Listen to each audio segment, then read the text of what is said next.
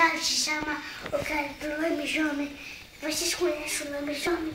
Ele é aquele que ele lambe as noites de luz, ele lambe os homens. Ele é metade de lobo, metade de homem. Eu vou parar com isso, né, mãe?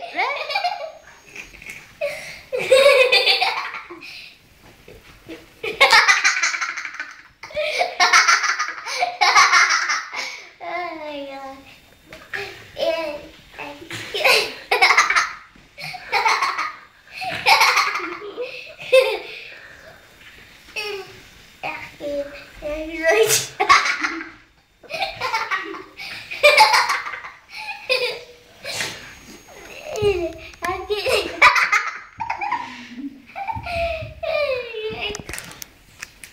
Ele é aqui na noite de luz.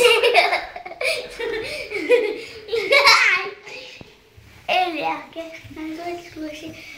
Transforma metade de lobo, metade de homem.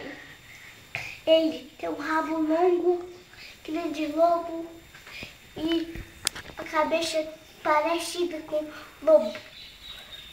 Ele é o que lambe à noite os homens, que ele se transforma também na lua cheia, o lambisomem. Aí depois ele lambe, depois, né, ele para ele desvirar o feitiço lambisomem, ele tem que lamber quem ele lamber o lambisomem, porque ele tinha lambido ele.